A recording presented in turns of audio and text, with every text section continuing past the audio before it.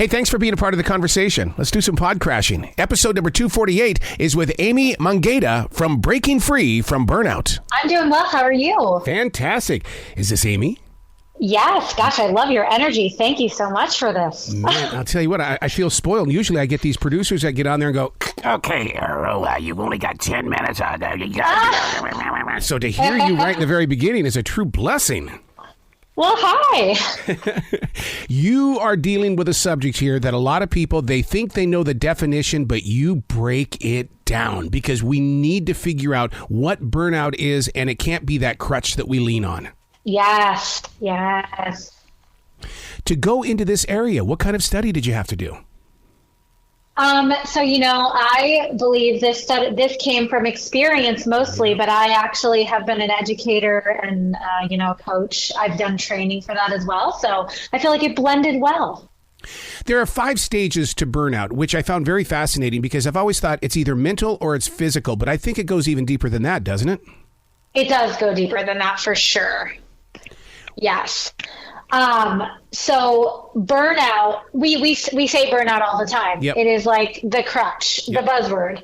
But really that's just a phase we're going to go through multiple times in our lives. It just means that we have some stress. It might be that we overcommitted to the kids. The season for the kids is over more than it usually is. We're busy at work. So we're going to go through that feeling of exhaustion and that feeling of I'm burned out. When you say that, though, you need to kind of ask yourself, is this a change that needs to be made, like a permanent change? Is it bigger or is it just a vacation? And so I think folks need to recognize when they're saying they're burned out and really do a self-assessment, because when we talk about burnout syndrome, we're actually talking about when chronic stress is present. So the chronic stress is mounting year over year. This is not something that happens out of nowhere or in a couple of months. When we get there, that's when we start to see the mental, physical, and emotional deterioration where we can see some very serious health issues. I was going to bring that up, the health issues. You're in my heart right now when you say that, because when you've got that negative energy going through you, it's got to be beating up on the inside of your soul. It is. I always say that burnout is an equal opportunity sucker of the soul. It does take your soul, yes. And for me in particular, when I was going through burnout, I think folks really do know that they're in the depths of burnout. They know, but it's like they think if they get to the next milestone, then everything that they have present, the stress, the health issues, that's all going to go away once they reach the goal. Yeah. But we realize that isn't true. We have to remove the stress. And so for me, I actually lost hearing in my left ear permanently due to the inflammation in my body at the time, not to mention I was completely isolated and withdrawn. So yes, the negative energy really does suck your soul right out of your body. It strips your identity too. I mean, a lot of my coaching clients have no idea who they even are or who they want to be. Yep. I'm a firm believer that we don't study our transitions. We just kind of set it aside, or we say, I'm just in a mood, when in fact we need to figure out what those triggers are. Yes. I mean, that is anybody wanting to know that quick tip of like, how do I break free from burnout? Well, first of all, it's paying attention to the stress. Like, what are you coming home every night and complaining to your partner about? What causes the fight or flight response? If you start to write those down, even for a week, you're going to see trends. And these are choices that we're actually making. The funny part is a lot of times when we're in like the depths of burnout, we start to take the victim road and we want to blame everybody else. But a lot of the time, it's the choices we're making. And so, yeah, it can be wild when you sit down and you go, wow, I just need to protect my time or my energy a little bit more. Here's how I'm going to do that. If we were sitting in a focus group right now and somebody brought up the question, am I depressed? Am I burned out? Or is it I just need another Red Bull? It seems like we are redesigning any type of emotion with those power drinks. Oh, gosh. And you know what I would tell that person? To ditch the drink actually first, right? I mean, it's funny, when I started burnout coaching, I've been an educator and I did a coaching workshop, I did a coaching certification, but when I started focusing on burnout, I can't tell you how many unhealthy coping mechanisms are in the mix. But the truth of the matter is that when you are truly in burnout, like burnout syndrome, you have likely forgotten about the self-care pillars that are needed to have a happy, healthy life. And when we forget about sleep, when we're not eating properly, when we're leaning on things like energy drinks for the quick fix of sugar and rush of energy, right? We're actually making the stress worse because we have no control over the emotions. There's gaps in our blood sugar. I mean, so yeah, I would be like, put the energy drink down. Let's start there. Let's start there. People don't realize that convincing themselves that they're burned out also affects their finances. And the reason why I bring that up is because I think because I had a tough day today, I'm going to go find a new job. Then I'm going to find a new job. And they get into a bad habit of locating new jobs. Yeah. Yep. I love it said this way. I think the barrage of these like burning items in our mind, or either we're like chasing what we think is happening on our social media channels. We don't feel like we've made the same move, the right movement in our career. We are starting to live scattered, frantic lives where we're winging it kind of, and we end up unfulfilled and totally burnt out. We're like chasing these milestones that actually have no meaning. And so you're right. Folks need to sit down. They need to ask themselves, like, who are they? Where are they headed? What's the goal?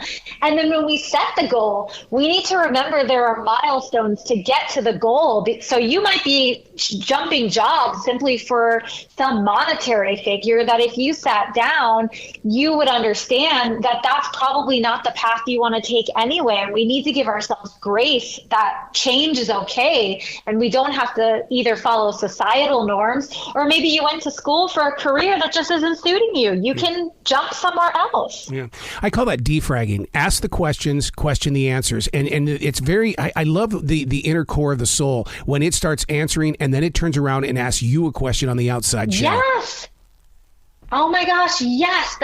Yes. It's amazing. And I believe that we're moving at such a pace nowadays that we actually do not sit down and we don't reflect enough and we don't have self-awareness. Like we actually have the answers every single day. We're just not stopping to pay attention. Yeah. One of the things that really caught my attention inside your book, and I was like going, yes, is that, play like kids, create movement. Yeah. And because I'm just a firm believer that winning is a choice. Yes, it is a choice. Oh my gosh. Movement is, it's so funny. I feel like when you say the term exercise, it causes some stress for people. But when you just say movement, like go walk, go play, have fun with your kids outside, like get away from the devices, get away from the computer.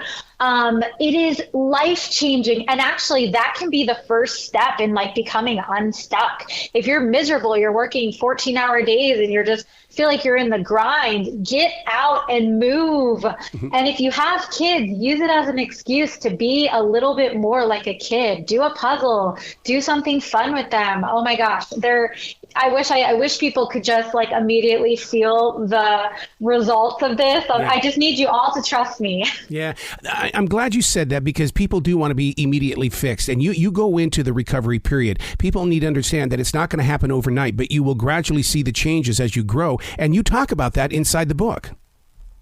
I do, yeah. I'm a firm believer of 1% improvements. If we even think of something more common like weight loss, right? I mean, it took you so long to get where you are, where now weight loss is a goal. And so you have to appreciate the fact it's going to take time to change. You've got to change we've got behaviors we have to change. We have to develop new routines and habits. It's no different with somebody who is a chronic overworker or they're overwhelmed to the point that they've been sitting in burnout. You likely have health changes you need to make. For me, I hit rock bottom burnout last July 2022. I am just now starting to feel like myself, and we're June of 2023. So it takes time, and you've got to do the work. You know what's great about you is that you are utilizing the platforms, and a lot of people don't realize that podcasting was actually created by writers, and those writers just wanted to have their voice out there, and you've turned this into a podcast where they can take your journey, your healing methods right to their car or their office. Yeah, you know what? To me, it was like a glaring, purpose-driven motion that, Amy, you have to use this to help other people. All of these silver linings, right, of me hitting rock bottom. And I think it's already hard enough for people to access healthcare, but some folks out there can't afford a coach. They don't have an accountability buddy. They're sitting there struggling in burnout and they don't know what to do. And so I invite you to join my podcast episodes where I can help you make those 1% improvements. And the book is another path where you can sit down and do the work. It's actionable. And I think that's the key is there's so much content out there. It's like, what do you take and how do you implement it in your life? And I've tried to make that the staple of my podcast and my book is like, here is how it's done. To gain that confidence, to be able to say, okay, I realize that most people have these lines around us, these borders and moats, but that you had to have heard something inside your heart that said, I've got to have an outreach here because there are other people that are just like me.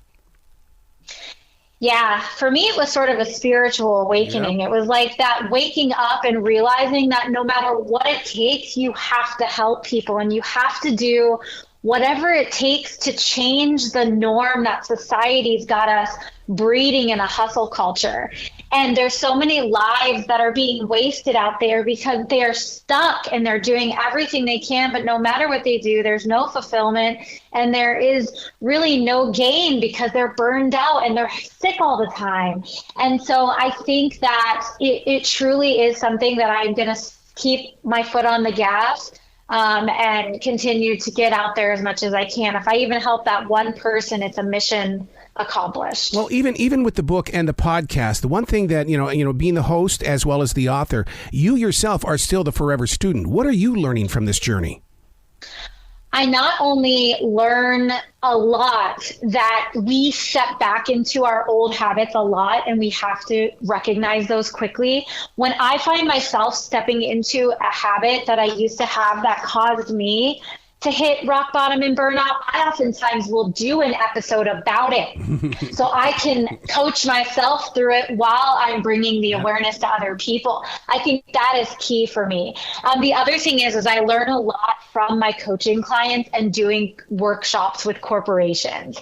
I see the ways that burnout can be different depending on the industry or the moms versus the executive that's not a mom.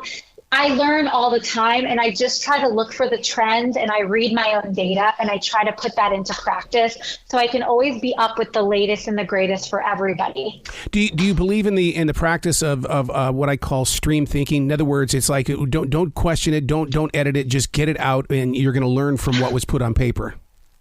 Oh my gosh, yes. I believe that we do need to just get it out. Yes, that's why when I have a moment in my life, I'm like, okay, next podcast episode, we're going to talk about this. Oh, I love that part because, I mean, it's that moment where you go, man, I can't make it about me. I've got to figure out how to make it about the listener, but I'm going to use that personal experience. And it's like, okay, I moved through the mountain on this and I did this over here. Okay, now how can I turn that into a lesson? You know what? And you said something that I've realized over the last few months. It isn't about me and it's not about you. It is about other people, right? Like I feel like true fulfillment comes from service. Mm-hmm. And when we are chasing the next job title, it is very self-serving and we're oftentimes isolating our family. We're causing stress to ourselves and to our families. This isn't about you. And if you can start to adapt that mindset of like, this is about service, this is about me, what is my legacy on this earth? I think you just have a very different mindset of like what those goals are in your life in period. Do you think that's because people don't realize who is receiving their energy? I mean, it's like one of my essential jobs is that I work at a grocery store because I don't know real people. So I went to a grocery store to be with real people. My God, real people are funny. It's not like radio where we create the joke. Real people are funny. Yes. Yes. I think that there is beauty in connecting with other people. And like, I think it's amazing that you have gone to a grocery store to connect. I mean, one of the things that I realized in burnout for myself and as well with every single one of my coaching clients is that they're isolated and they've lost connection. And just getting to sit down, I have people take their phone out, go through all their contacts in their phone, and they write the list of all the contacts that they either have lost contact with or they put in their phone because this person had the best energy ever and they wanted to connect with them. I have them figure out how to get reconnected with these people. That alone is like a spiritual awakening for people because they start to realize that they have not people only that will be able to lean on, but the energy they're getting from these people is so powerful. It's life-changing. Wow. Where can people go to find out more about you, everything that you do, especially that podcast? Yes, they can find out book, podcast, all the information on my website at amymangueira.com. That's MANGUEIRA.com. And then on Instagram, I am very active with tips and tricks and just real life lessons learned at Project Amy. I love it. Please come back to the show anytime in the future. The door is always going to be open for you. Thanks for having me. Absolutely. You're brilliant. You really are brilliant. Thanks.